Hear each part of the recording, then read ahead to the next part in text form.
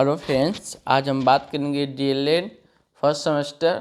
आज का जो हमारा विषय है वो है सामाजिक अध्ययन। ठीक है, और सामाजिक अध्ययन पे मैं 3 से 4 वीडियो बना चुका हूँ, उसको आप प्लेलिस्ट में जाके देख सकते हैं। अगर दोस्तों आप मेरे चैनल पर नए आए हैं तो मेरे चैनल को सब्सक्राइब कर लीजिएगा, क्योंकि दोस्तों मैं आप लोगों के लिए डीएलएड संबंधित जानकारी या वीडियो लाता रहूँगा। ठीक है दोस्तों, चलिए दोस्तों स्टार्ट करते हैं। वैदिक काल। ठीक है, इसको दोस्तों 2 भागों में बांटा गया था, पूर्व एवं उत्तर वैदिक काल में। इसी को दोस्तों आप आज हम लोगों को पढ़ना है। इससे पहले दोस्तों सिंधु सभ्यता थी, और सिंधु सभ्यता के खत्म होने के बाद वैदिक सभ्यता का उत्पन्न होता है। ठीक है, इसमें देख लेते हैं। सिंधु सभ्यता के पतन के पश्चात सैंधव प्रदेश में आर्यों की एक नवीन सभ्यता का विकास हुआ, जिसे आप वैदिक काल के नाम से जानते हैं।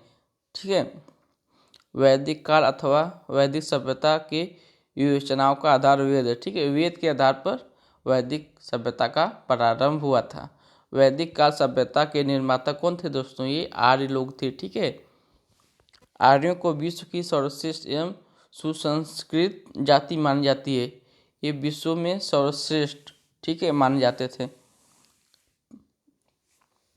आर्यों ने जिन नैतिक मूल्यों की स्थापना की वे आज भी जीवन के आदर्श माने जाते हैं। ठीक है, आर्य लोग द्वारा जो नैतिक मूल्य की स्थापना किया जाता था वो आज भी दोस्तों उस मार्ग पर हम लोग चलते हैं या उसको आदर्श मानते हैं। ठीक है, आर्यों की श्रेष्ठता का अनुमान इसी बात से लगाया जाता है कि विश्व की प्रत्येक जाति अपने को आर्यों का वंशज बताती है। ठीक है, जो आर्य हैं, कोई भी जाति का वर्ग हो, अपना वंशज बताता है और इस बात का दावा करता है कि उन्हीं का देश आर्यों का निवास स्थान था। ठीक है, अब दोस्तों हम लोग देखेंगे नेक्स्ट।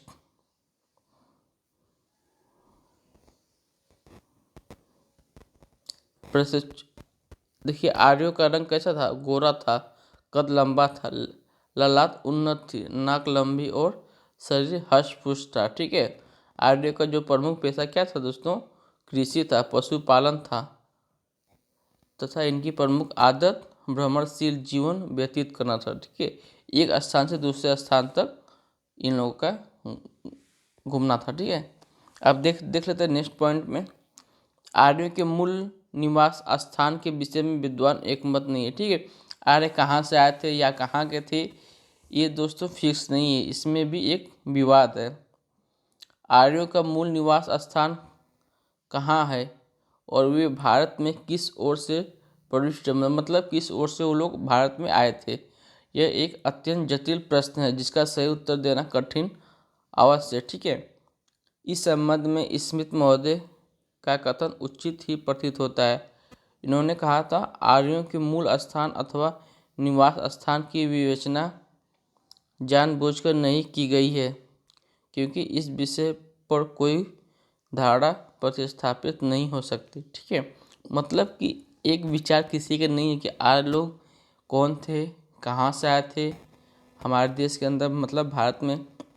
अब दोस्तों नेक्स्ट पॉइंट देखते हैं। अनेक विद्वान एवं इतिहासकार निरंतर प्रयासरत हैं अपनी तर्कपूर्ण बुद्धि के बल पर भाषा विज्ञान, कल्पना शक्ति, शब्दार्थ भाषा विज्ञान, पुरातत्वों का निरीक्षण तथा जाति विशेषताओं का गहन अध्ययन करने के पश्चात विद्वानों ने आर्यों के मूल निवास के संबंध में निम्नलिखित सिद्धांत प्रतिपादन किए थे। ठीक है, देख लेते हैं। यूरोपीय सिद्धांत। यूरोपीय सिद्धांत का प्रतिपादन सन क्या था दोस्तों? 1786 ईस्वी में सर विलियम जोन्स ने किया था। उन्होंने इस तथ्य की खोज की कि भारतीय आर्यों की संस्कृति भाषा या संस्कृत भाषा के अनेक शब्द यूनानी आर्यों की भाषा से मिलते जुलते हैं, मतलब यूनान के जो आर्य है उनसे मिलते जुलते थे। अब देखते हैं मध्य एशिया का सिद्धांत। इस सिद्धांत के प्रमुख प्रतिपादक जर्मनी के प्रसिद्ध विद्वान कौन थे दोस्तों? वो जर्मनी के जो प्रसिद्ध विद्वान थे प्रोफेसर मैक्स मूलर थे। ठीक है, इनका क्या मत है देख लेते हैं। मैक्स मूलर ने वेदों तथा अवेस्ता को प्रमाणित आधार माना। ठीक है, वेद और अवस्था को माना है प्रमाणिक। इन ग्रंथों के अध्ययन से पता चलता है कि भारत तथा ईरानियों ने बहुत दिनों तक एक साथ निवास किया। ठीक है, भारत और ईरानियों। अतः निश्चित रूप से भारत तथा ईरान के निकट ही कोई स्थान आर्यों का आदि देश रहा होगा तथा यहीं से इनकी एक शाखा ईरान को, दूसरी भारत को तथा तीसरी यूरोप को प्रस्थान कर दी गई होगी। एक दोस्तों आधार माना गया है। इस ग्रंथों ने यह भी प्रकाश डाला कि प्राचीन आर्य पशुपालन एवं कृषि कार्य करते थे तथा सवारी के लिए घोड़ों का प्रयोग करते थे। ये पीपल के वृक्ष की पूजा करते थे। मध्य एशिया में यह सभी चीज़ें बहुयायत में पाई जाती है, अतः मध्य एशिया ही आर्यों की निवास स्थान रहा होगा। ठीक है, आप देख लेते हैं आर्कटिक प्रदेश के सिद्धांत। इस सिद्धांत के प्रतिपादक कौन थे दोस्तों? लोकमान्य गंगाधर तिलक। उन्होंने आर्कटिक प्रदेश, उत्तरी ध्रुव प्रदेश जो है को आर्यों का मूल स्थान बताया। ठीक है, अपने मत के पक्ष में ऋग्वेद तथा अवेस्ता ग्रंथ को ही प्रमाण के रूप में प्रस्तुत किया।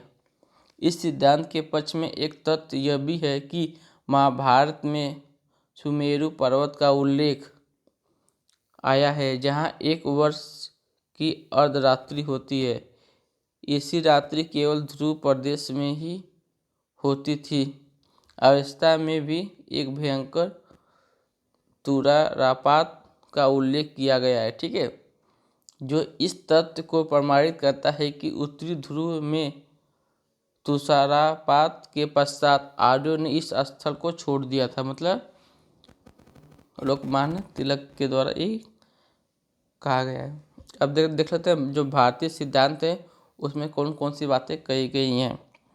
डॉक्टर संपूर्णानंद तथा अविनाश चंद्र दास के अनुसार सप्त संध्य प्रदेश मतलब सिंधु प्रदेश आर्यों का मूल निवास था। इन विद्वानों के तर्क दिया है कि ऋग्वेद में जिन पशु पक्षियों, पेड़ों, वनस्पति तथा जलवायु का वर्णन किया गया है, ये सभी वस्तुएं एवं जलवायु मतलब सिंधु प्रदेश में ही विद्यमान थी, मतलब संदेह में। ठीक है, इनमें डॉक्टर झा के अनुसार आर्यों का मूल स्थान ब्राह्मी देश मतलब भारत था।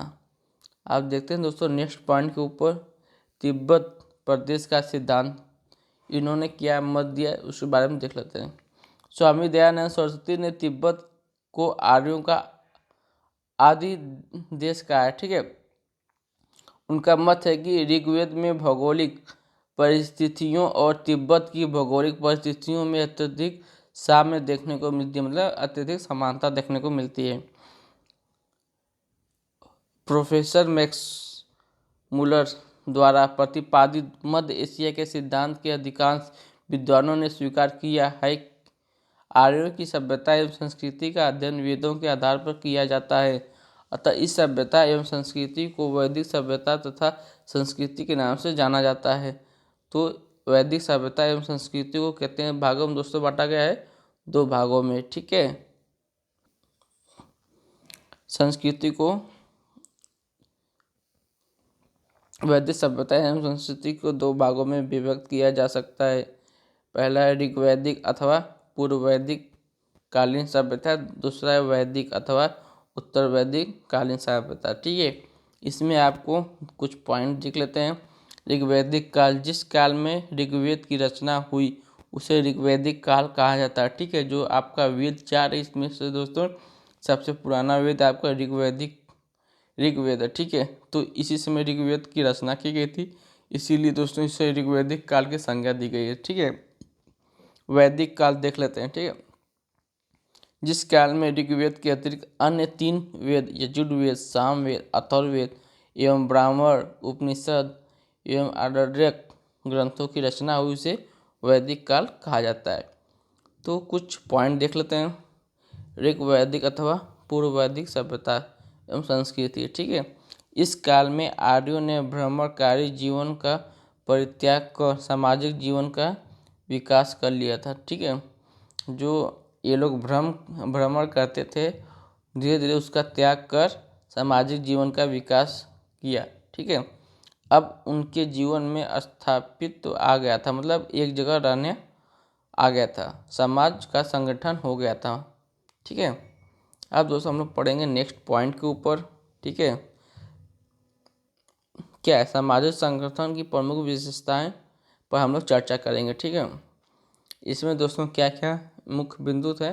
परिवार, विवाह जो सामाजिक जीवन में, स्त्रियों की स्थिति, वर्ण व्यवस्था, भोजन, वस्त्राभूषण, सौंदर्य प्रशासन, आमोद प्रमोद मतलब मनोरंजन, शिक्षा। ठीक है, तो इन चीज़ों पे डिस्कशन करेंगे। पहला है आपका फैमिली मतलब परिवार। ठीक है, परिवार पूर्व वैदिक कालीन समाज का प्रमुख आधार था। ठीक है, जो वैदिक कालीन में परिवार का एक आधार माना जाता था, मुख्य आधार। ठीक है, परिवार पितृसत्तात्मक होते थे, मतलब वहाँ पे पिता मुखिया होता था। ठीक है, उस परिवार संयुक्त प्रणाली पर गठित होते थे, मतलब संयुक्त परिवार होते थे। कई पीढ़ियों के सदस्य एक ही घर में सम्मिलित रूप से निवास करते थे, मतलब एक पीढ़ी दूसरी पीढ़ी तीसरी पीढ़ी सब एक साथ रहते थे। ठीक है, परिवार का सबसे वृद्ध व्यक्ति परिवार का मुखिया होता था, मतलब जो सबसे बड़ा हो वो मुखिया। अनेक परिवार के समूह को विष कहा जाता है। ठीक है, जो अनेक परिवार होते थे उसको समूह को विष कहा जाता था, तथा कबीले के लोग को जन कहा जाता था। ठीक है, उस कबीले में जितने लोग थे सबको मिला के एक जन की संज्ञा दी गई थी। आप देखते हैं दोस्तों विवाह। ठीक है, विवाह व्यवस्था कैसी थी वैदिक काल में, इसके बारे में देखते हैं।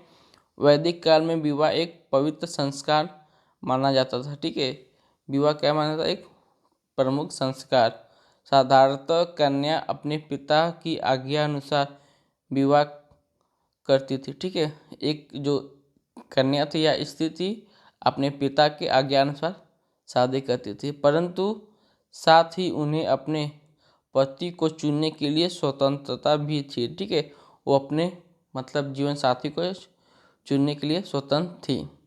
साधारण वर्ग में एक पत्नी तथा उच्च एवं धनी वर्गों में बहुपत्नी। ठीक है, जो साधारण वर्ग में उसमें एक पत्नी तथा जो उच्च एवं धनी वर्ग में उसमें बहुपत्नी प्रथा प्रचलित थी। मतलब जो साधारण परिवार है उसमें कोई पुरुष एक शादी कर सकता था, लेकिन जो संपन्न था धनी व्यक्ति था वो बहुत शादी मतलब बहुत सारी शादियां कर सकता था, ये प्रथा प्रचलित थी। इस काल में बाल विवाह का उल्लेख नहीं मिलता। ठीक है, बाल विवाह इस काल में नहीं था। परिगृह और अग्नि परिक्रमा की ये विवाह के प्रमुख संस्कार थे। ठीक है, इस विवाह के जो प्रमुख संस्कार थे कौन कौन थे?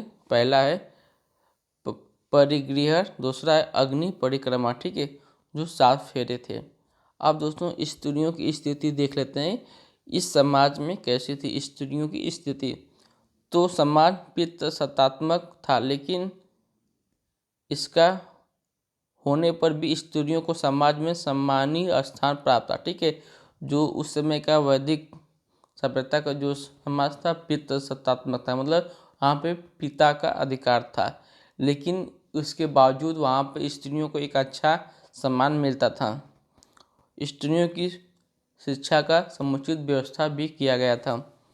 विदुषी महिलाएं को समाज में अति उच्च स्थान मिला था। ठीक है, घोषा, अपाला आदि इस काल की विदेशी महिलाएं थीं। जो विदेशी महिलाएं थी जिससे वेश्या के रूप में जानते हैं आप लोग, उनको भी एक अच्छा स्थान वहाँ पे मिला था। ठीक है, कुछ महिलाओं का नाम दिया घोषा और अपाला, ये इस काल की प्रमुख महिलाएं थीं, विदेशी महिलाएं।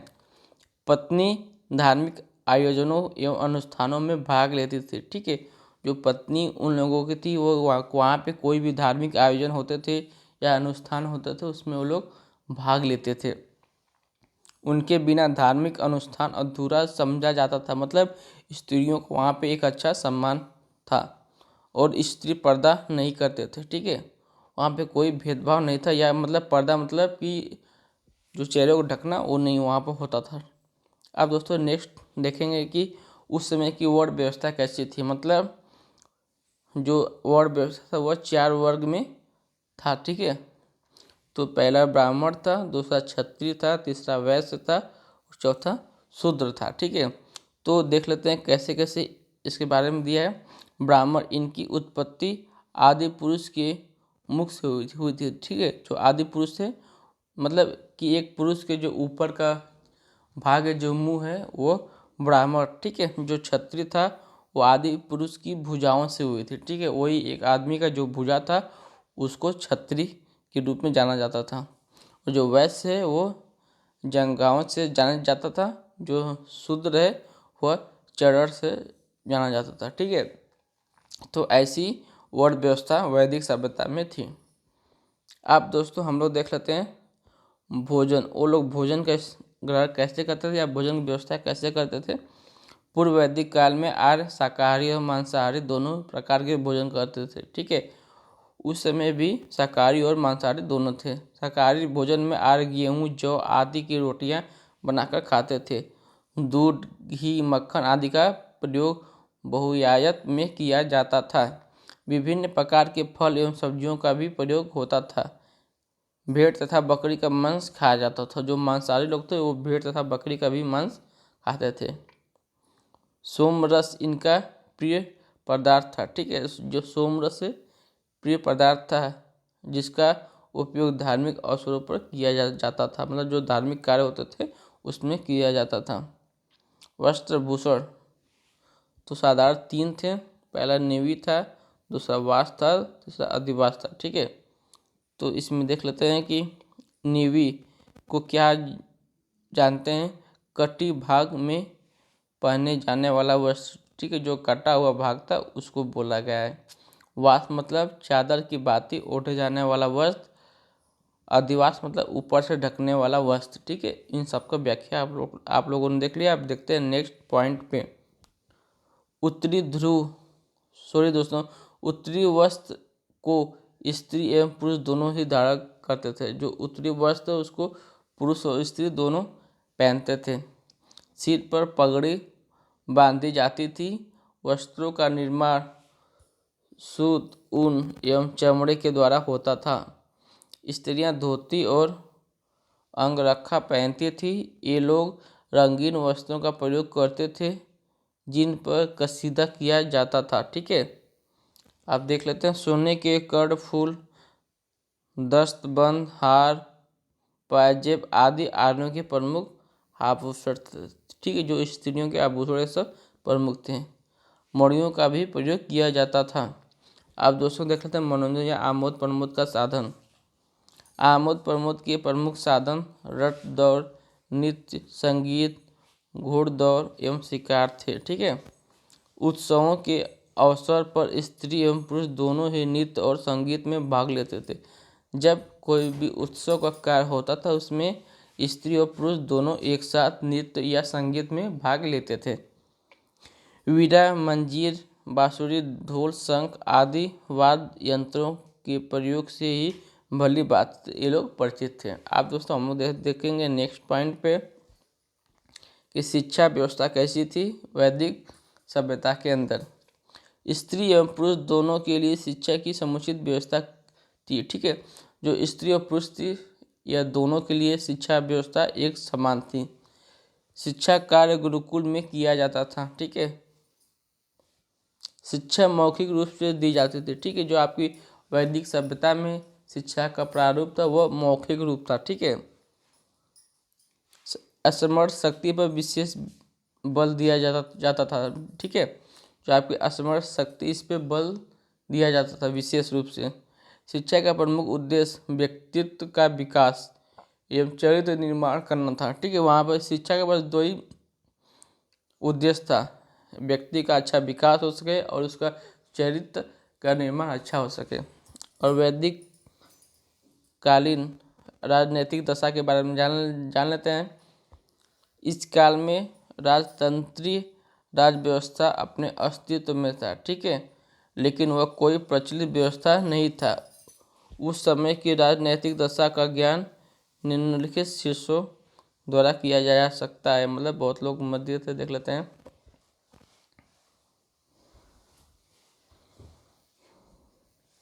पहला परिवार, ठीक है।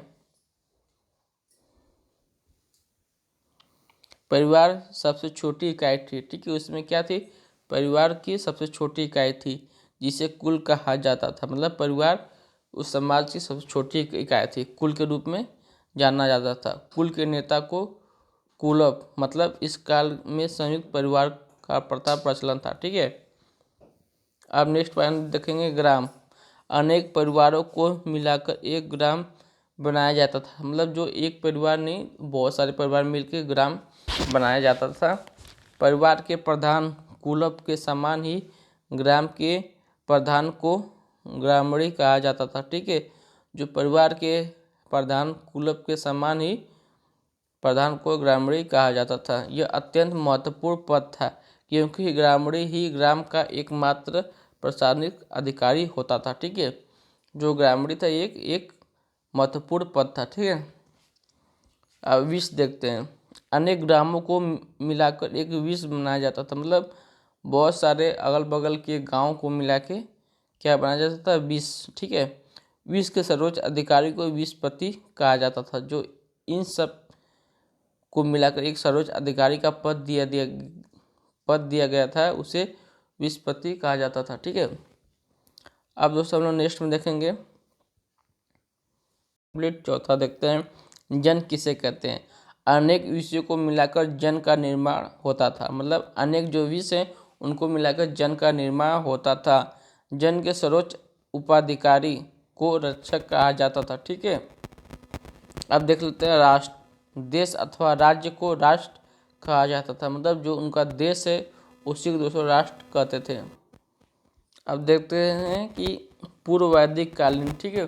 जो पूर्व वैदिक कालीन थी उसके बारे में देखेंगे, फिर उसके बाद उत्तर वैदिक कालीन को देखेंगे, क्योंकि दोस्तों वैदिक कालीन आपका 2 भागों में विभक्त था, ठीक है। अब दोस्तों चलिए देख लेते हैं शासन व्यवस्था कैसी थी पूर्व वैदिक कालीन में, ठीक है।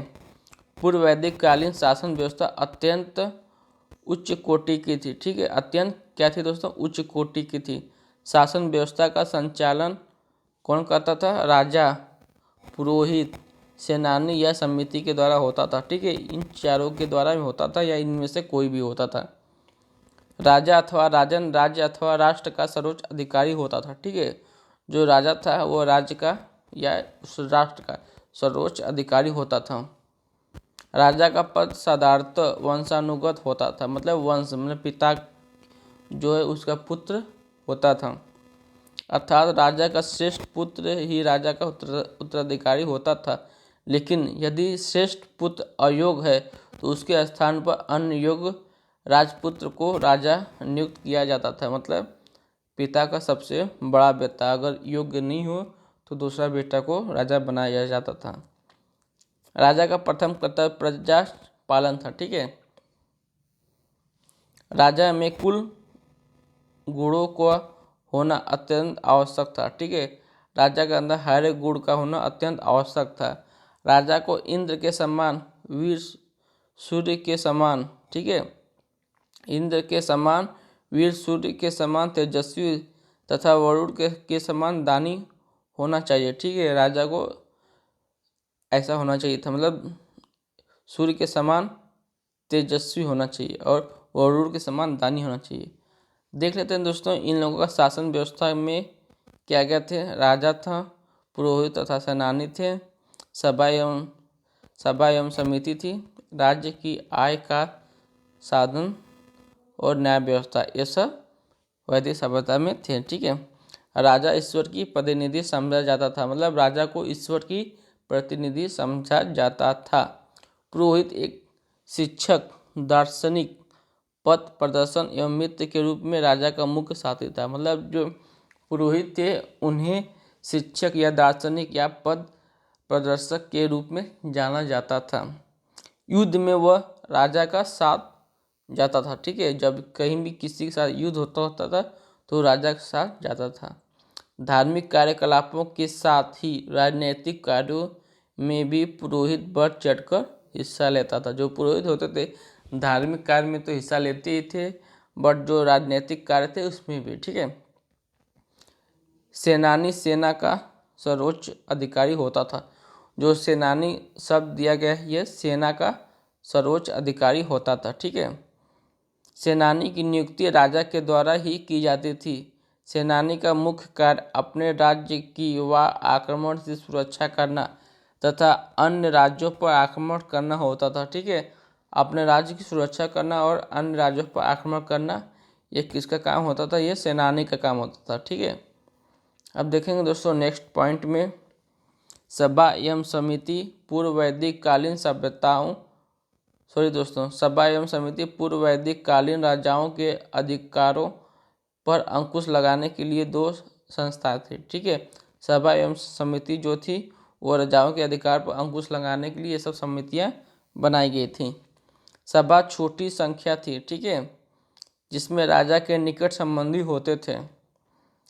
सभा में उच्च कोटि के राजनीतिक विषयों पर विषय विमर्श होता था या विचार विमर्श होता था। ठीक है, समिति बड़ी संख्या थी जिसके सदस्य जन साधारण के होते थे। ठीक है, समिति का कार्य युद्ध, संधि, आय व्यय आदि मामलों पर निर्णय लेना तथा राजा के निर्वाचन में भाग लेना था। ठीक है, जो समिति थी उसमें क्या होता था, युद्ध और संधि जो भी हो या आय व्यय का मामला हो वो निर्णय लेता था समिति के अंदर, और राजा का निर्वाचन में भी भाग लेना था।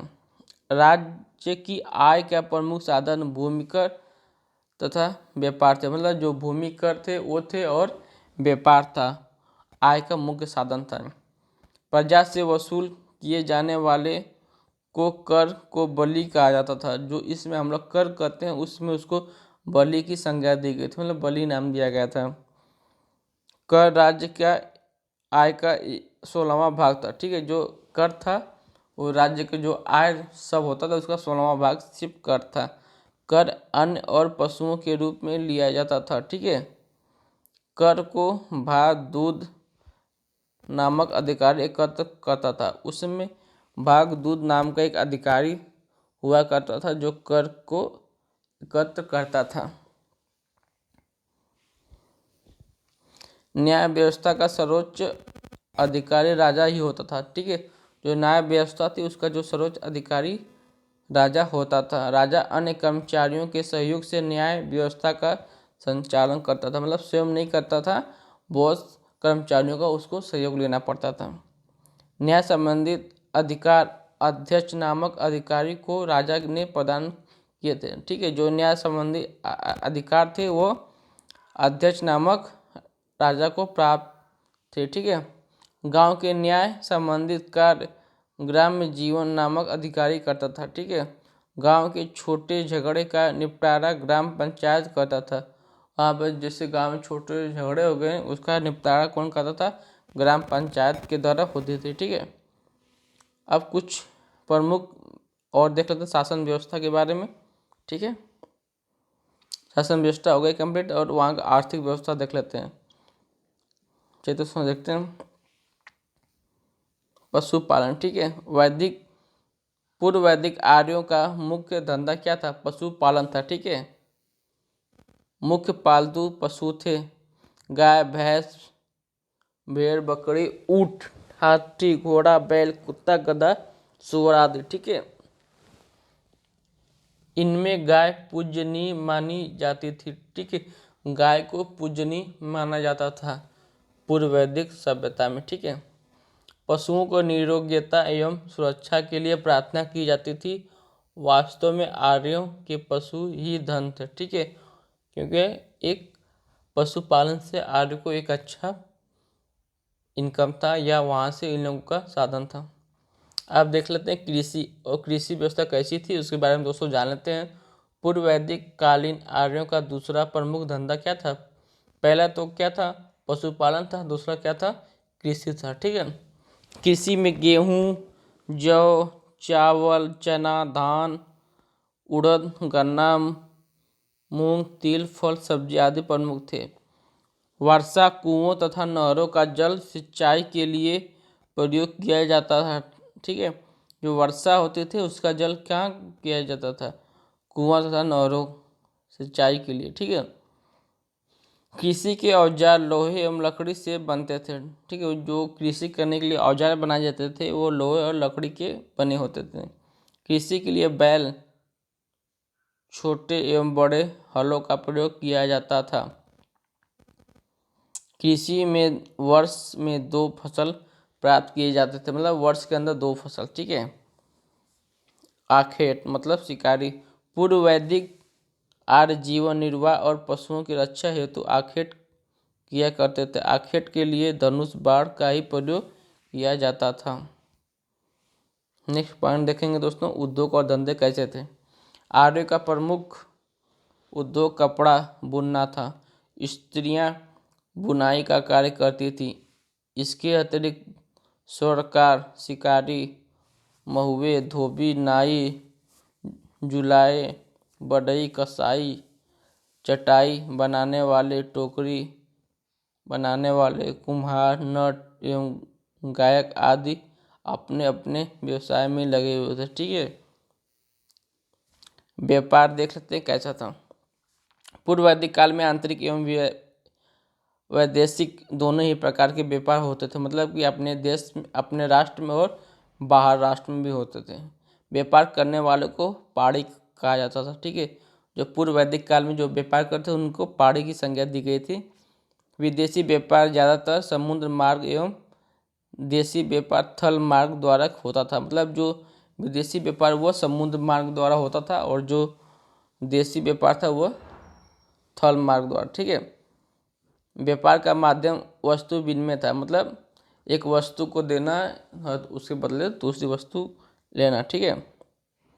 परंतु व्यापार में निष्क्रियशल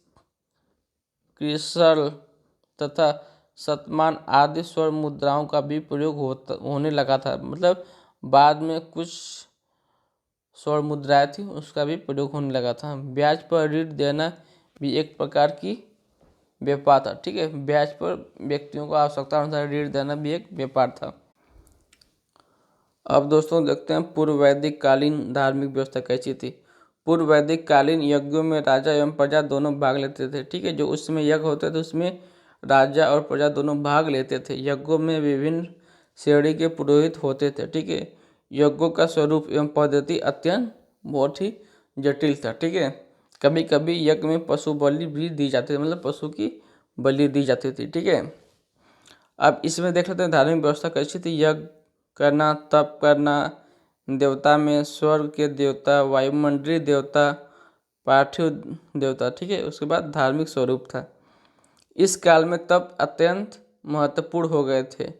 तप की प्रमुख क्रियाएं एक ही मुद्रा में महीनों तक खड़े रहना, अल्प भोजन ग्रहण कर जीवन यापन करना, नुकीले कांटों पर पड़े रहना आदि था। तो तप बहुत ही कठिन था उस समय। पूर्व वैदिक कालीन आर्य देवताओं को प्राकृतिक शक्तियों के रूप में पूजा जाता था या पूजा करते थे। ठीक है। इन देवताओं को 3 वर्ग में बांटा गया है। चलो देख लेते हैं। पहला स्वर्ग के देवता, दूसरा वायुमंडलीय देवता, तीसरा पार्थिव देवता। स्वर्ग के देवता में देखते कौन कौन से आते हैं। वरुण, सूर्य, सावित्री, अदिति और उषा आदि थे। ठीक है। और वायुमंडलीय देवता में इंद्र, रुद्र, मरुत, वायु एवं वात आदि थे। पार्थिव देवता में कौन कौन थे। पृथ्वी, अग्नि और सोम आदि थे। ठीक है। पूर्व वैदिक आर्यों का धार्मिक स्वरूप अत्यंत उच्च कोटि का था। ठीक है। यज्ञ एवं पशु बलि देने की प्रथा थी। प्रकृति के तत्वों को मूर्त रूप प्रदान कर उसकी देवता के रूप में उपासना की जाती थी। मतलब कि जो प्रकृति है उसको मूर्त रूप प्रदान करके देवता का उपासना करते थे। अब कुछ और देख लेते हैं। वैदिक कालीन सामाजिक शासन व्यवस्था, राजनीतिक व्यवस्था, आर्थिक एवं धार्मिक व्यवस्था के बारे में जानकारी प्राप्त कर ली है। ठीक है। अब हम नेक्स्ट वीडियो में देखेंगे दोस्तों कि वैदिक सभ्यता में आप लोग पूर्व वैदिक सभ्यता देख लिए हैं। अब नेक्स्ट वीडियो हम लाएंगे उसमें कौन सा देखेंगे तो उत्तर वैदिक सभ्यता के बारे में हम लोग पढ़ेंगे। ठीक है। आपको दोस्तों मेरा वीडियो कैसे लगा, अच्छा लगा तो लाइक कर दीजिएगा, कमेंट कर दीजिएगा और अपने दोस्तों में शेयर कर दीजिएगा, ठीक है।